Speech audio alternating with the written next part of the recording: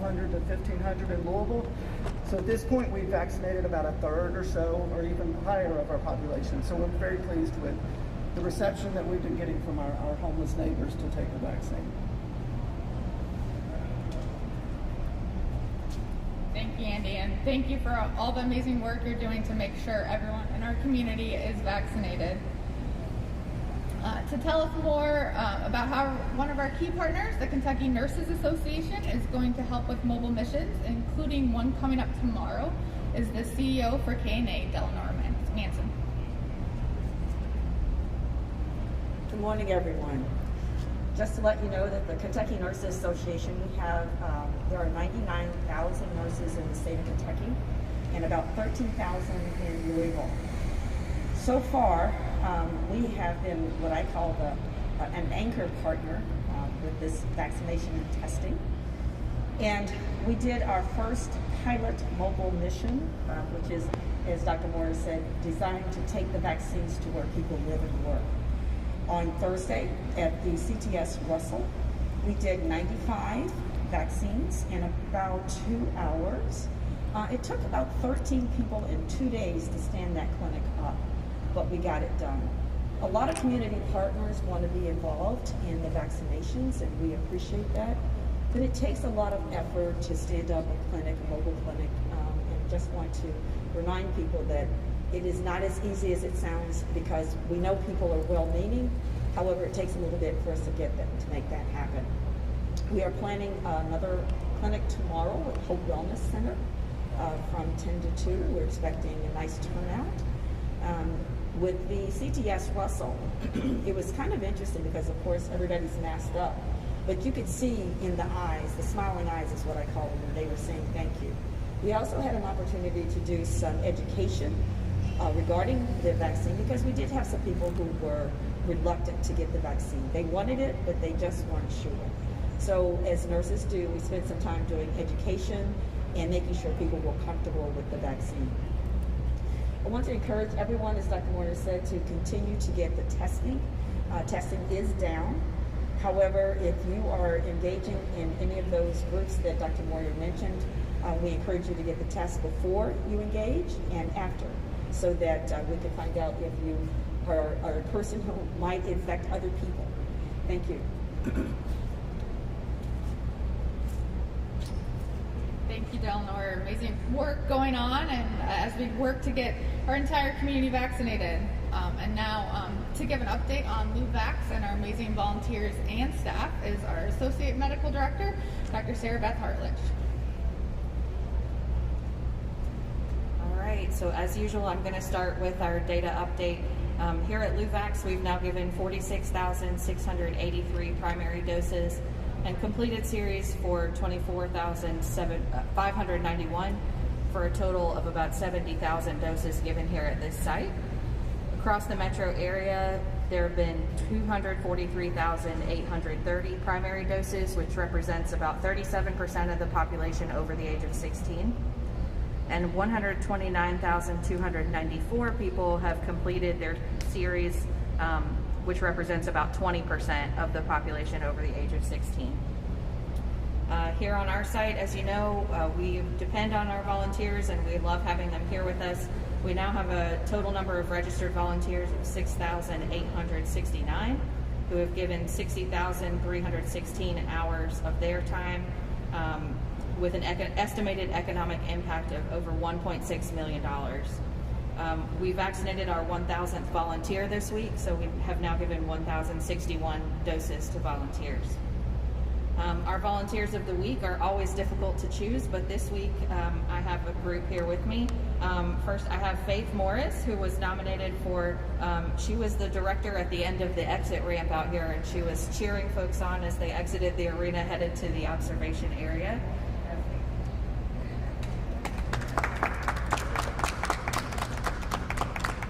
Audley Gordon, who is one of the elite club who has worked in all 3 of our zones here. Not everybody takes the opportunity to explore the whole site. We've had a number of our early days volunteers from January who've come back to us and rejoined the effort. And one of those is here with me today, Mary Wilson. I have Luann Diddalot, who's a blue vest person. She's on our clinical leadership team and helps get all the questions answered on the floor and make sure everyone has the tools they need to do their work. And then finally, I have Teresita Wisdom, who is a nurse and an injector, and she is someone who's always looking for more ways to help, always asking what else she could be doing to participate and help the effort overall. And then finally, our staff member of the week this week is someone who helps organize our volunteers, make sure they have everything they need, someone who gives you all your green vests when you enter here too. So this is not just a volunteer role, but also someone who helps organize everyone who comes in our front door, and that would be Travis Byerly. So looking forward, starting Monday, as the governor announced yesterday, all phase 1A, 1B, and 1C folks remain eligible. 1C including essential workers and those with comorbid conditions. As Dr. Moyer said, that's a very large list that does encompass a lot of people. But the governor announced yesterday that all adults age 40 and up will be eligible for scheduling starting Monday. So all of our local providers will be following that guidance. There are a lot of different ways to register, many places you can get a vaccine now. The best place to get your most up-to-date information is either to check our website at louisvilleky.gov/vaccine or to call the helpline where they can also help you register if you don't have internet access. There's been a lot of talk about mobile missions, and that effort continues to scale up. We're excited that we should be receiving an additional shipment of the Janssen vaccine this week. We got our first shipment about 3 weeks ago. It was 1,500 doses. There are less than 100 of them left, and those are scheduled to be given in the next couple days. So that initial shipment is essentially completely depleted. So we're excited to get some more and be able to expand the mobile missions and other projects in the community to be able to, as Dr. Moyer said, meet people where they are, and happy to partner with the Kentucky Nurses Association to run several of those mobile missions and pop-up clinics. And I think that's it, so I will go ahead and take questions.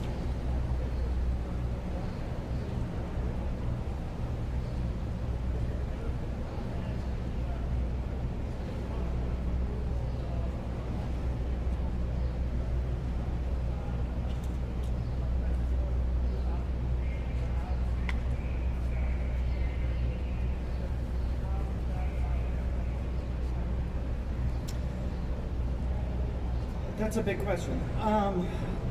Typically, whenever one camp shuts down, it moves somewhere else. And our outreach, we have outreach workers that work with us, and then there are lots of grassroots and nonprofit outreach groups, and we pretty much go wherever the people are. So, and we're looking to find creative ways to get to the encampments, because just from a capacity perspective, we can easily go to a big encampment, but when it's a really small one, we're trying to find ways to maybe get to those folks and bring them into the clinic. So we're thinking of any ways possible to get out there and meet people where they are.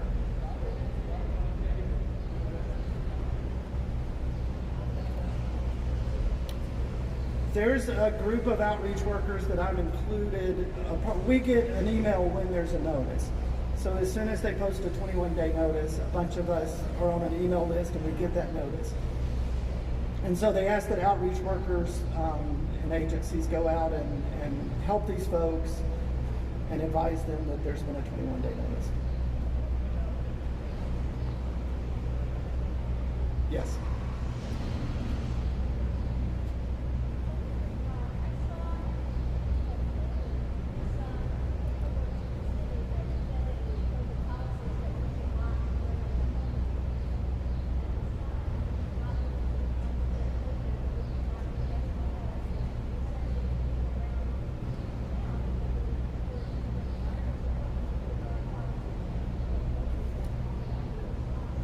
I have not been involved in any of those discussions, so I don't know.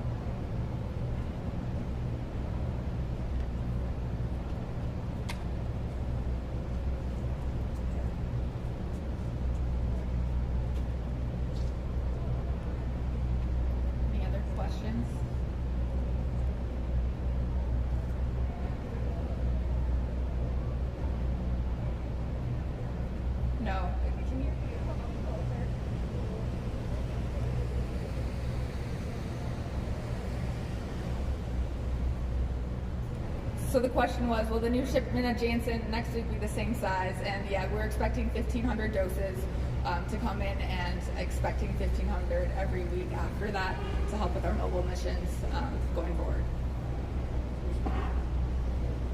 Do you have a target time for when you're going to get about 75 to 80% of that target time moving up with increased supply of Yeah, so originally we thought it would be next year. I think with the increase in doses, anybody who wants a vaccine could be vaccinated that's over the age of 16 by May. I think the difficulty is going to be these last 3 months we've gotten everyone who's wanted it easily done, and so our job's going to get harder going forward, trying to get the last 25% vaccinated. do we have a timeline for when you might be able to hit that 75 to 80% mark? No, not really. I think it's going to depend on how perceptions change and getting those last 20% vaccinated. What are the chances that students will be able to get vaccines over the summer in time to return to school? So anyone over 16 now can get vaccinated. If they meet those categories, we get to phase 3, that'll open up more. But those under 16, it's going to depend on trials and when the FDA approves that for EAU use. But hopefully, at least 12 and over by August. It's a pretty big eligibility expansion. I mean, what kind of problems do you foresee, if any at all, as far as logistics or even just getting your shots in the arms of this many people as you open up those buildings? Yeah, so eligibility was to age 50 this week. It's going to open up to anyone 40 and above on Monday. So not a huge jump, so hopefully there's enough appointments. We're starting to see we have enough doses that it's been slower, those appointments filling up over the last couple weeks than it was initially. Whereas it initially took minutes for all the appointments to fill, it's taken a few days now, so hopefully those will fill quickly. So you don't foresee that 10 years maybe not? Hopefully not, because we think 75% of Kentuckians, probably at least 75, fell into that 1C category. So there's not that many more that are getting added with the age addition. Kind of pulling on Park's question, others you mentioned was it would be kind of starting to get difficult to get that in last 40% or so people are vaccinated to achieve that herd immunity. What are some of those challenges that are So access is one reason, which is why we're trying to increase our mobile missions that are going out, make sure everyone has access and the ability to get vaccinated. And with more and more Janssen being available now, we're hoping to increase that. I think others is just some people have more questions that haven't been answered or need to see more friends and family members vaccinated. So hopefully that'll kind of snowball and we'll get more and more vaccinated.